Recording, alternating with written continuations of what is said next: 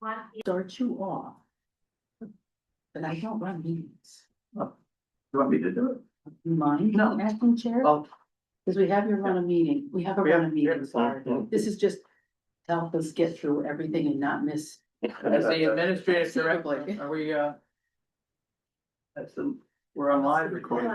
As the administrative director, I would call the organizational meeting, to order, of the City of Hudson IDA. The first item on the agenda is the nomination and election of officers. The first, office to, elect is chair of the board of the IDA. Is there, a nomination for chair of the board of the IDA in a second? Sure. Nominate our mayor. Second. Paris. Who's the chair? We have a nomination and a second. Any further nominations? No. Any further nominations for chair? Oh, for chair. If not, is there a motion to close nominations for chair? Close. Is there a second? Second. All right. All in favor of electing the mayor as chair of the Hudson IDA? Say aye. Aye. Any opposed? Any abstentions? Congratulations. I think Joe wanted to oppose, but. Yeah. By I'll say. doing you first, you get to do the rest of the. I got it. You can put your team together now. All right. The next position to appoint is vice chair. Do I hear any nominations for vice chair?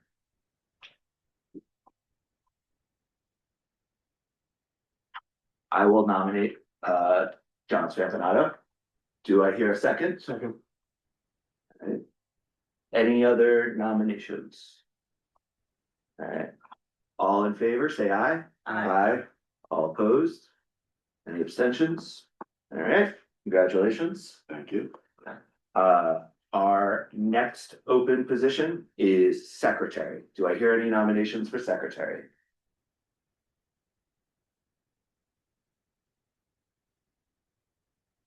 All at once?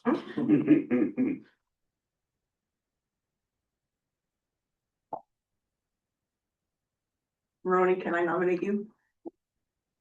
As long as I don't have to take notes, I guess. Sure. Which we do have to do, we have to sign all Yeah, this. and have a separate. That means I'll call in Meg. Okay, And you have to sign things. okay. Do I hear a second? Second. Excellent. All right, any other nominations? Hearing none, all in favor? Aye. Any opposed? Any abstentions? Congratulations. And our last open position is treasurer. Do I hear any nominations for treasurer? Heather. Do I have a second? Second. All right, any other nominations for treasurer? All right, hearing none, all those in favor of nominating Heather, say aye. Aye. Any opposed? Any abstentions? Congratulations. Thank you.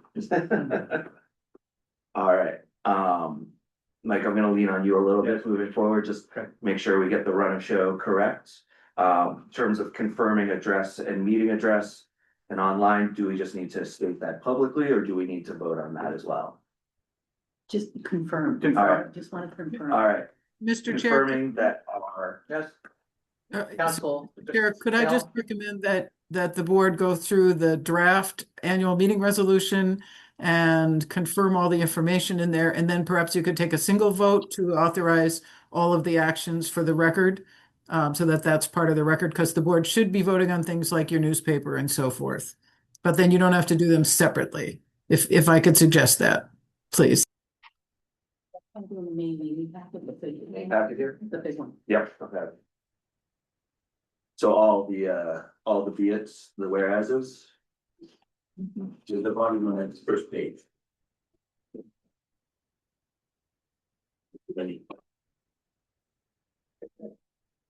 So. All right, the annual meeting resolution. All right.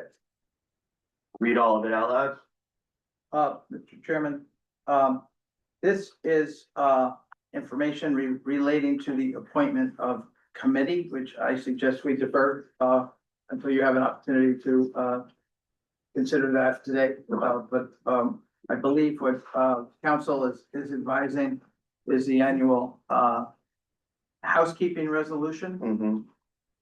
And that starts on page, oh, here we go, I see. Annual housekeeping resolution And that twenty includes twenty-six. on Schedule A, the appointment of the administrative officer, independent auditors, council, appointment of the bank, approval and confirmation of policies as described, appointment of the ethics officer, who shall be the chair of the governance committee at the point in time when you select that individual, the appointment of a contracting and procurement officer, which shall be the treasurer.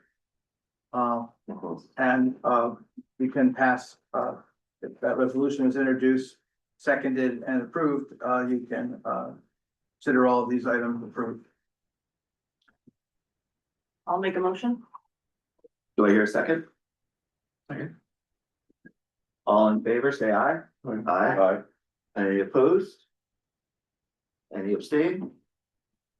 Motion is passed.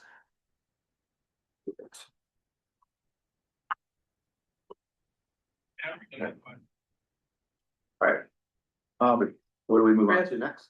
Do you have any other items that wanted approved at this point? Well, is there a reason that you wouldn't appoint members to the governance committee, the audit committee and so forth today? I don't know that Okay, I would like to have a little bit of time to speak to each of the members. each of the members Yeah. to see what their preferences are and what they would like to participate in. Would that be something we would need to have, We would need, bring to the next meeting for approval? yes. Sure, and that then would be fine. Then could I just, Mr. Chairman, could I recommend that you then just cross off the items on that resolution for now? You can defer them, but then I would like you to take action on the remaining ones, like your official newspaper and your date of meeting, so that that affects how you give your meeting notices and so forth. Okay? So the rest of those official actions, if you just cross the other ones out, the three committees appointments, then you could defer that to a later meeting. Does that make sense? Those three are. Yeah. Mhm. Okay. Okay. Good. Okay. So as amended, Mr. Chair, if you'd entertain a resolution to approve. The annual meeting resolution? Yes. Do I hear a motion? So moved. Second? Second. All those in favor, say aye. Aye. Aye. Any opposed? Any abstain? Great, resolution is moved, passed. Mr. Chairman, the next item on the agenda is the consent agenda, which included the housekeeping manual meeting resolution as amended, the housekeeping resolution, the charters for the audit committee, finance committee, the finance committee's designated discharge duties, the financials, the December bills, which we can pull off and consider separately. The governance committee report, the governance committee charter, and the governance committee discharge of duties. 2025 operations and accomplishments, 2025 board discharge duties, the performance measures report, the compliance calendar, the mission statement and performance goals, and the minutes of the December 17th, 2025 meeting. I would suggest that you pull off the financials, the December bills, and the minutes, and then consider adopting all of the other items included in the consent agenda as just outlined as a single resolution. Anyone have any questions, comments? Do I hear a motion? Sorry, Tom. No, I don't know. Oh. Do I hear a motion? I make the motion. I do have a. Yes. Are we, is it the regular meeting days, is that part of this housekeeping? No, we have to discuss that and Okay. see what time you want to have the regular meeting. Sure. Other than that, no questions. Alright. Do I hear a second? Second. All those in favor, say aye. Aye. Any opposed? Resolution passes. With respect to, the finances, Lisa, is there a financial report? Yes, beginning on page, 18 of your packet.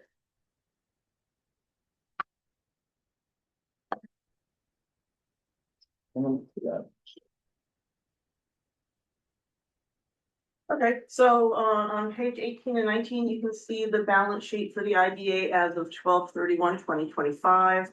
You can see that we have approximately $380,000 in cash, of which approximately just under 350 is actually IDA cash. The balance is escrow cash, which is held as a liability to cover costs associated with applicants. We also have another $500,000 in CDs that are rolling on a 6-month average. We can talk about whether we want to revisit those as the first one comes up for renewal, I think in a few months from now.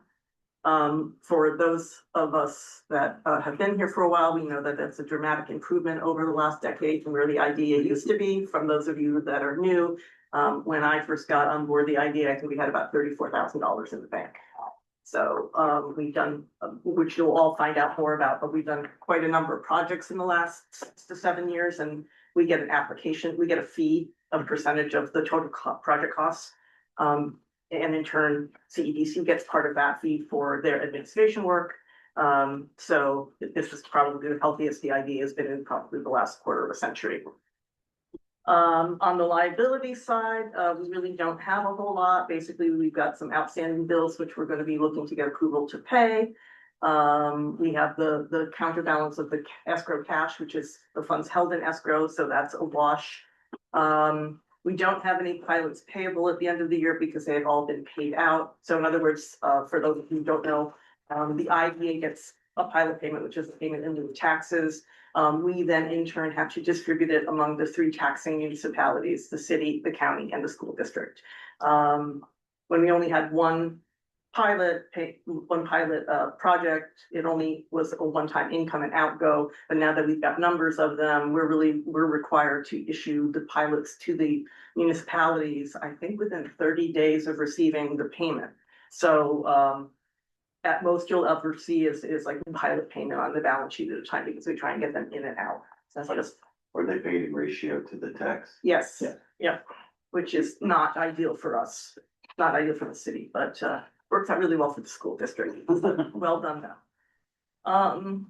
Yeah, but aside from that, that's really, we don't have a whole lot on the liability side, which means, you know, the bulk of that cash is actually IDA equity. And one of the things that we talked about at the end of the last meeting is now that we've got something that we can do something with, what should the IDA be doing? Which leads to the question of what is the IDA's mission and what can and can't it support? So I think we're probably going to be having a conversation about that as we go forward. There are certain restrictions on what IDAs can and can't spend their funds on. And we've asked our council to prepare a report for a future meeting. As an example, IDAs are not legally permitted to make grants. But they can expend money on different development, economic development activities. But we'll go through that in a formal basis because I think there is, the treasurer indicated, there was a significant interest on the part of the previous IDA to, if we're taking these dollars and incentivizing businesses, how do we use the proceeds of the IDA fee, net of operating the IDA itself, to benefit the taxpayers of the city. If you don't have any questions on the balance sheet, we can move to the income statement, which is on page 20. Pretty straightforward. The top is our income sources. So the first one is what we talked about. That's the 1% fee when we get a project. So you can see we brought in a little over $400,000. I think that was just the one project, right? Or was it 2? We had 2 last year. Yeah, so we had Penrose, or we had K&R and Crescent. Yeah, K&R, right. Application fees are just that.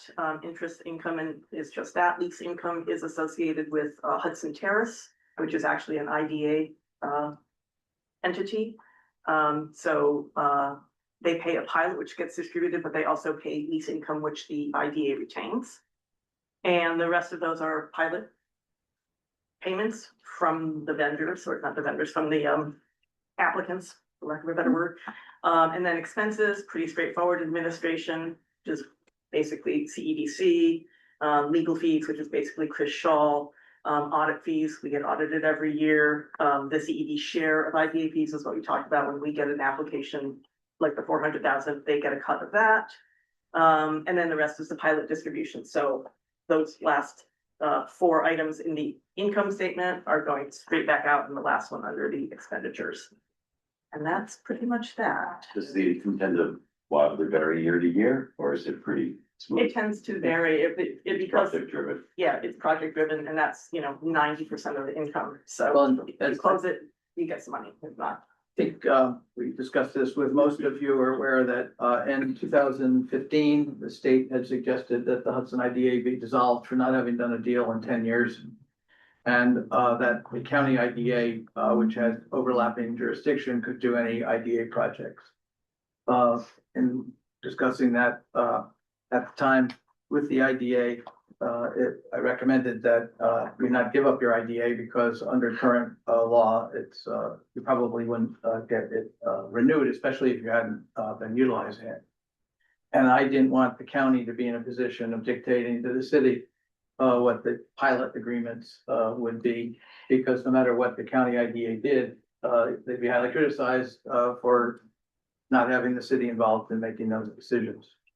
At the time, the Wick Hotel was under consideration, and they asked to have the county IDA do the deal.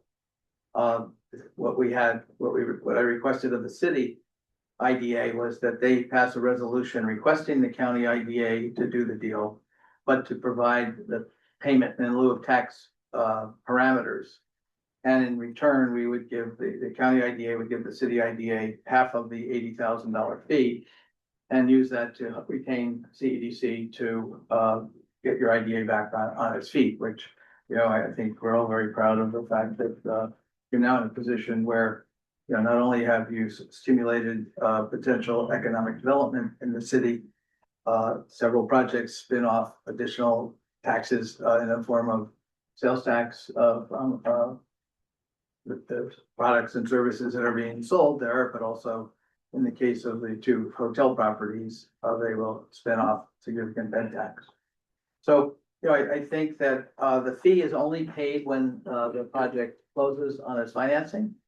So that, I do have a chart to show you later in the meeting, which projects were approved and closed and which projects have been approved but not yet closed.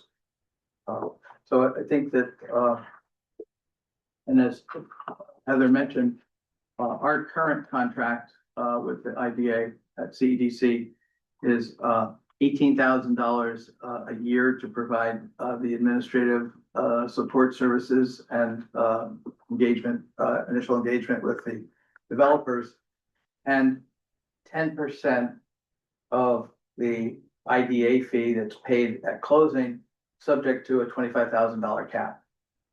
We had previously had a lower cap, but with these 25, 35, $40 million projects, the workload has just been such that one of our staff asked me, what are you going to do in the future? Because all you do is spend time on IDA projects. And we also manage the county IDA on the same fee structure. So obviously we're on the come. If the project, you put the project together, you approve it, and it doesn't go forward, we don't get paid either. But we do need the base fee to make sure that the meetings are scheduled. We pay the software for QuickBooks out of that. We pay Linda for the minutes and other expenses out of our administrative fee, as well as our own staff. Heather keeps the books on QuickBooks at City Hall, and Lisa does most of the scheduling and other administrative tasks. Once the project closes, we get from the lawyer the closing binder, which is in a zip drive, because what it was, 500 and some pages, the Crescent closing binder. And then for the time between closing and completion of the project and annually beyond that, CEDC has an ongoing administrative responsibility to track various aspects of the transaction up until, including when the recapture provisions in the pilot and other documents expire. And if you do a project and you don't perform, there's a percentage, depending on how many years out it goes, for the IDA to recapture those benefits. We haven't had that yet. We're looking at whether, what obligation there might be on behalf of 620 Union as a result of them not proceeding with their project, but we'll have more to report to you on that at the next meeting. Anything else for the treasurer's report? Yes. If you look at page 21, those are the outstanding bills. So I'm just looking to get an approval to pay. Feel free to ask me what any of them are. What is the October 31st Moyne Associates? That was the study that was the IDA commissioned. Coyne Associates is a economic development analysis firm, consulting firm. That was paid for out of the Which is out Escrow. of the Cassetta escrow. from the Cassetta escrow. We have the developer create the escrow and we pay for the studies that and engage the contractors for the studies that are done on behalf of the IDA, so that the contractual relationship is with the IDA and the consultant, not with the developer and the consultant. Yeah, in fact, if you look at this list, there's only two items that are not being paid out of an escrow account. That's the $10,000 fee going to CEDC for the closing of Top of Warren, which is the Crescent building. And that's 10,000 because, as he mentioned before, the increase to $25,000 cap is starting as of 26. I asked So that them to goes- wait a week to close. They wouldn't, and we wouldn't pass the contract any Yeah, earlier, so. I wouldn't have asked for the extra. And then the third one down, the legal fees. So those are actual legal fees that the IDA incurs that are not directly related to a project, because all the legal fees associated with the project gets paid out of escrow as well. So I know this isn't the finance committee, but since we're the full committee, could you ask for a? Sure. Does anybody else have any other questions before we do so? Good. May I get a motion to approve? Make motion. Is that a second? Great, second. All those in favor say aye. Aye. Oppose, abstain, it passes. And I have nothing else to add. Well, thank you. That takes us into the other items under the administrative director's report. We have for your review and signature and consideration and approval and signature. On page 39, the engagement letter for the 2025 audit. The audit had been done traditionally by the Sickler firm, which was acquired by RBT Associates out of Newburgh. They have the same staff here in Hudson that they had under the previous leadership and ownership. And we have received their engagement letter, and the price is the same as last year at $8,500. You say, okay, you know, the county IDA is paying a similar amount using UHY, and we just did a after many years an RFP. We only had two firms apply. One was RBT and one was UHY. I think, you know, this is a very good price because the county IDA hasn't done much work and we're paying $8,500. So, you know, from time to time, you know, you may want to go out and get proposals. We asked two of the other accounting firms in Hudson to participate, but they don't do government work. So, you know, Rick Bianchi's group and David Ackerman's firm downstairs, we invited them to bid, but they did not respond. This is my worship chamber. So, the administrative staff is recommending to the board that you approve the audit letter for 2025, and the finance committee, once it's duly constituted and engaged, will review, going forward, what you want to do with respect to future audits. Do I hear a motion to accept? I'll make that motion. A second? Second. So. All those in favor, say aye. Aye. Any opposed? Any abstain? The motion passes. And who do you need, Lisa, on the way out to sign this? It just says board of directors, so I'm guessing the chair. Sure. Would be nice. I will oblige. Thank you. We had the under my report, we had the treasurer's report, and now it's project update. One of the things that I passed out for you is a chart. And I thought it would be useful to give you an idea of the projects that the IDA has considered and approved over the last since 2015. The first one we did was SEC7 LLC, and that's now known as Hudson Foods. It's a company that came out of New Jersey and acquired the Town and Country Market down on Dock Street. And they invested over $7 million in food preparation and cooling and freezer equipment. You can see they put a major addition on that building. Fortunately, it was so much below the hill that it didn't really impact any of the neighbors. They financed $7.5 million through the IDA.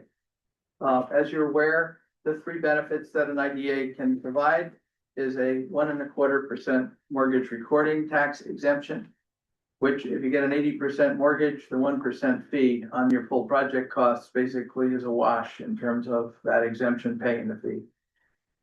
The other exemption is on sales tax on construction materials that are eligible for sales tax collection. So that's an 8% savings.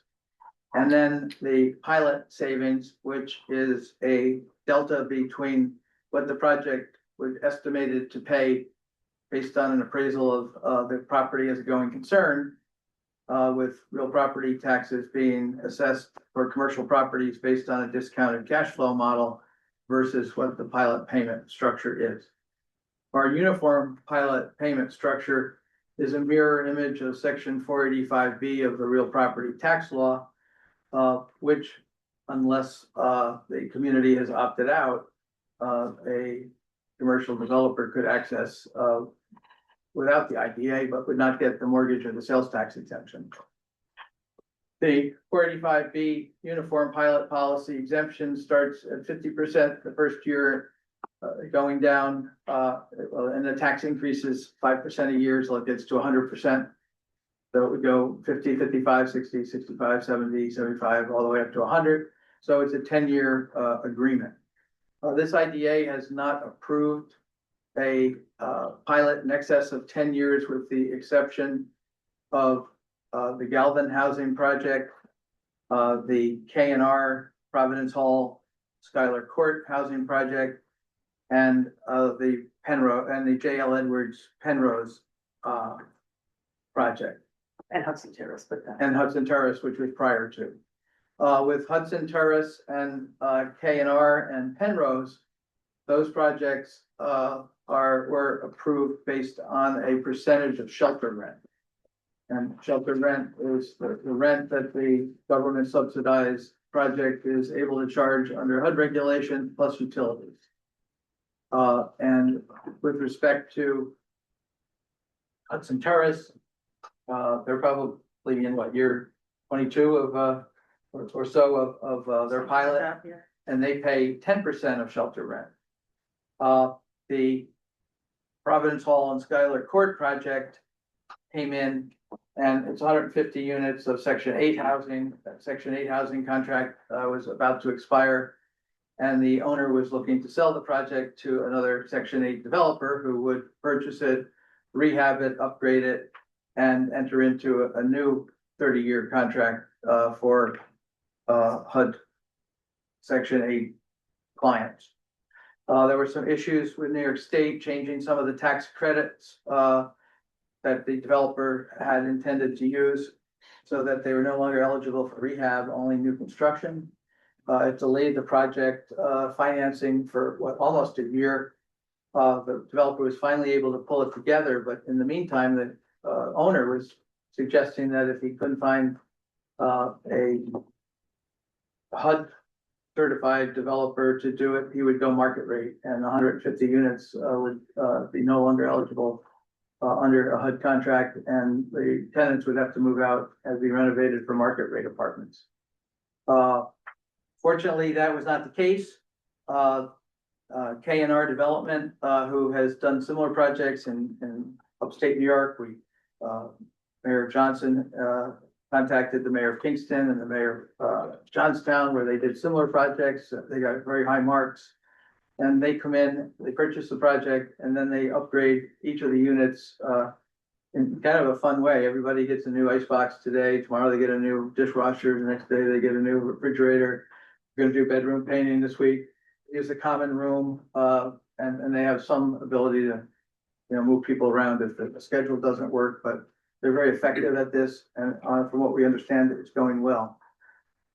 They wanted a 5% shelter rent because we were looking at 10% for the terrace. We ended up reaching an agreement at 7% for 30 years. The similar situation existed on the J.L. Edwards School. As you know, the school district, it's been empty for a while. They tried to put it out to market it. They started at $4 million so that it would match the outstanding balance of the bonds that were still in place from the original construction. The Hudson Development Corporation asked for them to delay selling it to a private sector developer for a year so that they could determine whether it could be a municipal building, a building that could house community groups and others. As you know, they pursued that and came to the conclusion that it was not a viable alternative. Penrose Development out of Philadelphia had been looking at it. They've done work up in the Capital Region. They just completed the Golden Hill project in the city of Kingston at the old Ulster County Jail, where they basically recreated a community, and it's, I think, 300 units all in, and developed a standalone community and type feeling. They came to us in August of last year and said that they were moving forward to purchase it. They had a contract with the school district. The taxpayers had not yet voted on it to approve it. That happened in November. But in order for them to apply for the New York State tax credits, they had to be able to, on September 11th, they had to show the state that they had concluded their negotiations with the IDA in terms of a pilot. Fortunately, because each of you are also local government officials, you were able to meet. I think we met 5 times in that 6-week window, and on September 10th, the IDA approved a financing package that included a pilot for a 5% shelter rent. These units are going to be rented by contractual restrictions to individuals over 65 who make less than 65% of median household income. What we were able to negotiate and that the IDA ultimately approved was significantly more than the developer had proposed. Their first proposal was $19,000 escalating at 2% fixed for 30 years. It was going to be, less than $400,000. And we ended up at 5% of actual shelter rents, which in year 1 will be double what they offered. And I did a study, and over the last 8 years, shelter rents have gone up 4.5% to 6%. And so, we felt that we no matter what we estimated, the increase escalator in the total rent, the 5% would result in almost 2.5 times more than they offered. Again, it's a tough project, 65 units. If they don't get the 9% New York State tax credits, it's impossible to do. They also had applied for a pro-housing infrastructure grant, which they did not get. They haven't said that in and of itself will result in them not moving forward, but again, that's a project that's receiving almost entirely federal and state grant monies. With respect to the Galvin project, it's 65 units. There was no federal or state monies at all in the project. They agreed to rent restrictions. 12 of the 65 units are for people making 80% of median county income. Like this is line 3. Yeah. And that's just the lofts. Yes. But just, And they agreed that the balance of the units would be rented, prioritized to people with 130% of median income. Chris Brown, our housing coordinator, is here. Chris, what's the current two-person household median income in Columbia County? About 92,000. That, unfortunately, they don't have one, they don't use one for the cities or towns. So even though the city's median income is around 48,000 or 50, it's 82? 92. 92. And then so at 130, you're talking about, two people making 50 grand a year. We will have a report from them at the next meeting on how the rent up is going. I think I may have mentioned to some of you it's difficult because there's a ban.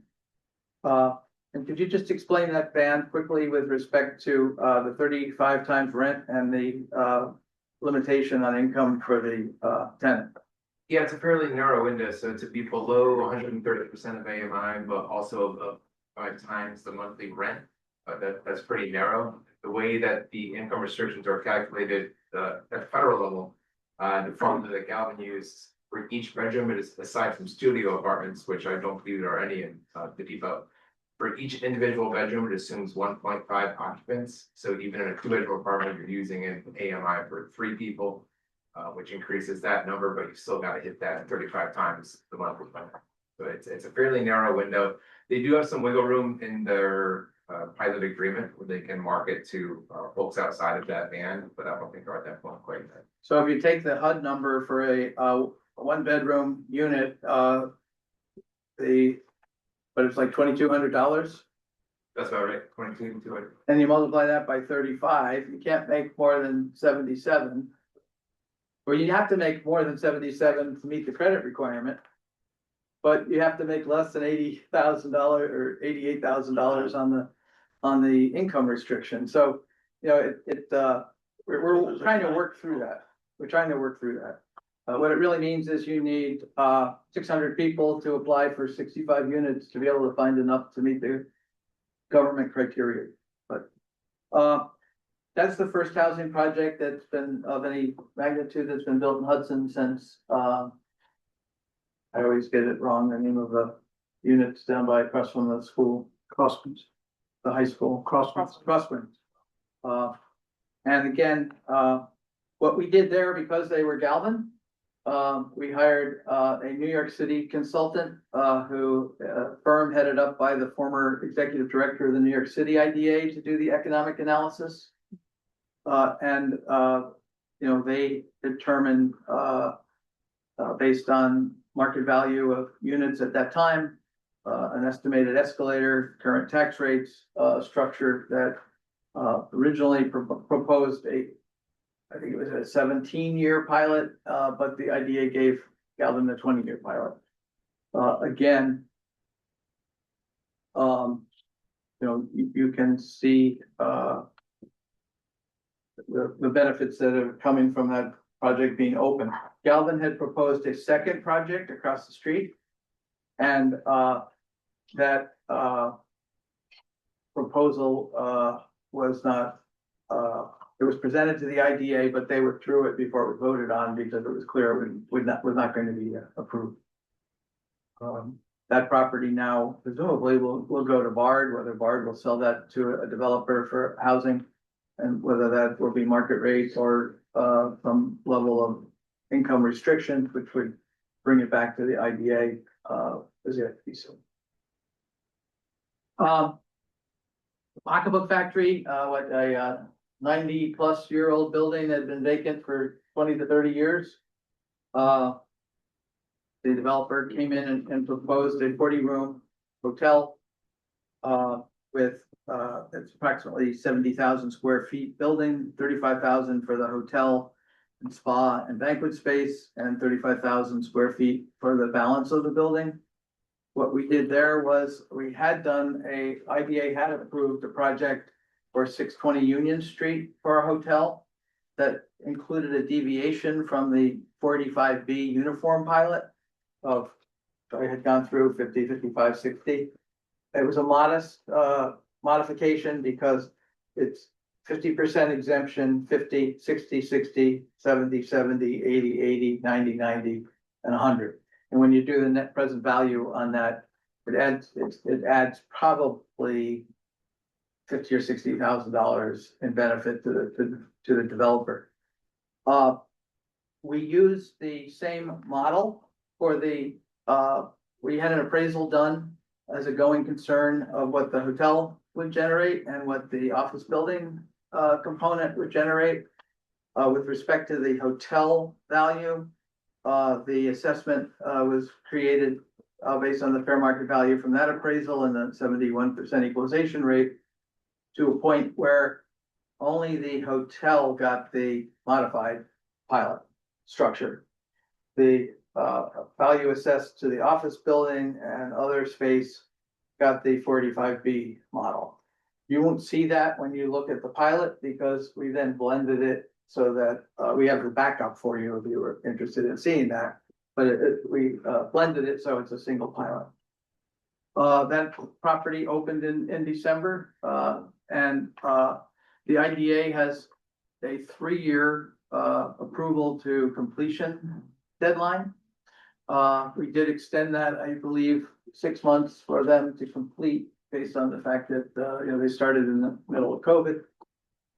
And because the completion date was in December, their pilot schedule started January 1. When you're prior to your pilot, prior to your certificate of occupancy or your commencing business, you pay as if there were no pilot, even though the pilot payment is made to the IDA. It's based on the current assessment, which could be increased if there were assessment increases due to construction progress. But you pay, divide by 1,000, multiply by the tax rate with no exemption, based on the original assessed value. That model was also used for the Cosetta project. They too were very aggressive, almost to a point of alienating members of the community and the IDA and the staff by what they had requested. Which project did you say? Cosetta, the Elks Club Hotel. I told them it was a 20-year pilot. I said, we only do 20-year pilots for housing. And it was excessively generous. And I said it was, would not be approved based on when they submitted it. We used the model that had been used for the 2 prior hotel deals and crafted a 10-year pilot and which was ultimately approved. Interestingly, afterwards, I went back and calculated a percentage based on total benefits of mortgage tax, sales tax, and pilot, subtracted the IDA fee and took a percentage.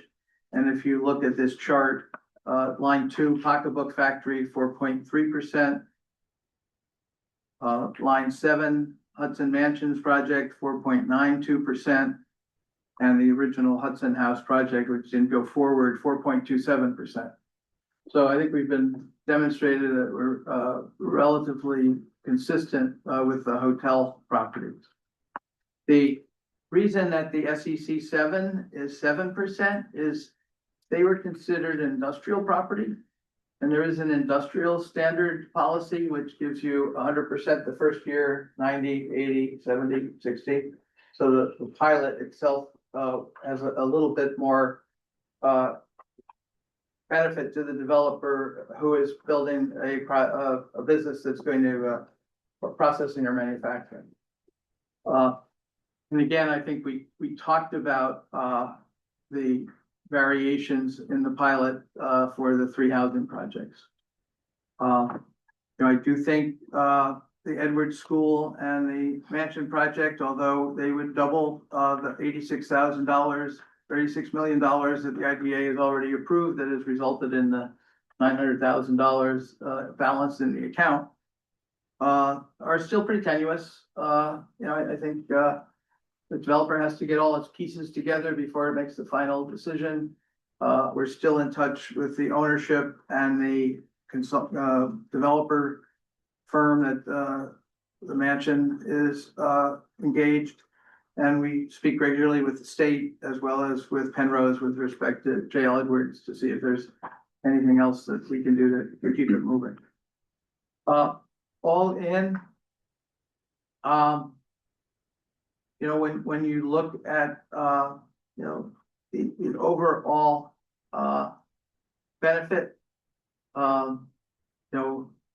is, it does come out to close to 10%, but I think it's important to look at that's being driven by the significant income restricted housing projects. And the greater the restriction, the greater the benefit from the city. I know this is just a snapshot to get you kind of give you an overview of what we have done. I know you'll have other questions. And I know Dominic and Heather and our assessor Cheryl are the have served on the IDA previously. Was there anything you wanted to add about our project mix or activities? Chris? Is there anything outstanding? Is there like any applications in the pipeline? No. No, absolutely. So just these, and these are already approved, but they're just not closed. Right. So we had a little hiatus. We did go through a process to create, which we can review at a next meeting. We hired a group from Albany Law School to come in and look at a scoring chart that you get points for. Agreeing to hire interns, agreeing to do workforce training programs, agreement to pay greater than minimum wage. And, we do want to be sure that each of these projects provide more to the community than just the economic multiplier effect of what their sales and customer base is going to provide. Not every IDA does that. We can refresh that if some of the criteria that we established are no longer the highest and best focus of this new administration or group. Chris, anything from your end? No, I think you've touched on most of it, Mike. Just a reminder that the board should be, as you say, annually reviewing its policies, and that includes their uniform tax exemption policy and whether that meets their current desires for what kind of projects the IDA would like to provide assistance for and at what levels. That includes my report. Lisa had 2 things, and then we need to discuss meeting dates. Lisa, required training and acknowledgement of fiduciary duty. In the pack of the acknowledgement and that here is just the signature. We need your signature on a form. Fill out the rest, it's 4 lines. And This one right here. Yes. Okay. we can circulate information on The training actually is on the last page. there as well. It is. I believe there's a link to it. If not, I can send you the link. They work fairly far out, so It says that it's I don't know what their dates are right now, they change. We will get you I that. don't think they. That would be great, yeah. It says that it's 3 hours, but I think it's an hour and 10 minutes, you know. You That's- probably is, unless there's a Big lot of difference. questions. Well, I put it off because I said, when am I gonna have a 3 hour block? And then someone said. I guess some Those of us that sit on the HCPA, it works for that, the same Awesome. training, Okay. right, yeah. It's just, Yeah, they you print out have a to take it certificate. twice, you just give me a certificate that you, give me the acknowledgement that you got it. My understanding is you've all appeared before the city clerk and signed a oath to be on the IDA. So that. Yeah. We wouldn't want someone to come in with an Article 78 and after all your work approving a project in the future to say that. That would never happen in Hudson.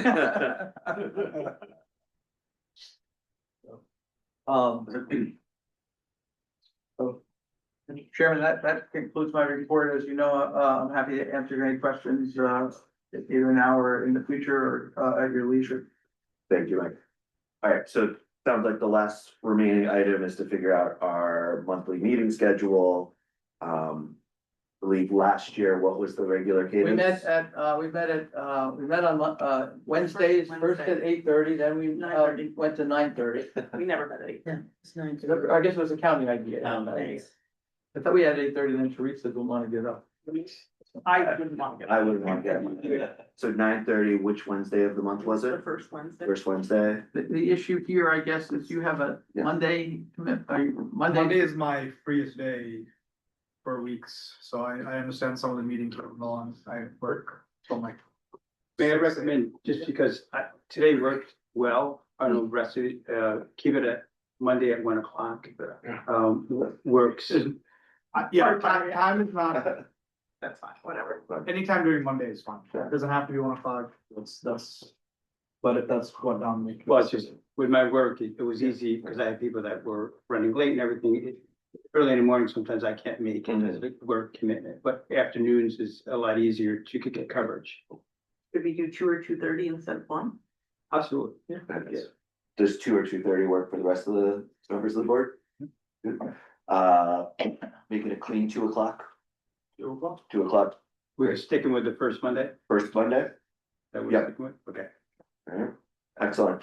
And this month was January was difficult and this month as well, because the nature of the membership required that the city council meet and elect leadership and other positions be filled by the administration. So we appreciate your flexibility to get our organizational meeting underway today.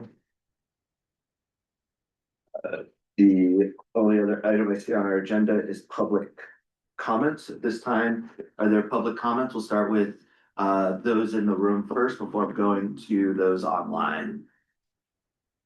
Good. All right. Anyone online? Yeah. Great. Well, Yes. Chris, one of the things we pulled was the minutes, but there are only 2 people here who were at the meeting when those minutes were done. Do we approve them by those 2 voting yes and everyone abstaining? No, the board can still review and approve the minutes, but you might want to take, you could take time to review that if they haven't had a chance to do that prior to this meeting. I will do it at. Right, you could defer it at the next meeting. And could you just take on a formal action to move to approve that 2 o'clock first Monday, because then that establishes an official meeting date for you, if you could. Sure. Can I get a motion to approve moving our meetings to the first Monday of the month at 2 p.m.? Second. Excellent. All in favor, say aye. Aye. All opposed? The motion passes. Thank you. Seeing nothing else on the agenda, do I have a motion to adjourn? Make the motion? Do I hear a second? Second. All in favor? Aye. Aye. All right. No- 58-minute meeting, Mayor. Oh, very Congratulations. good.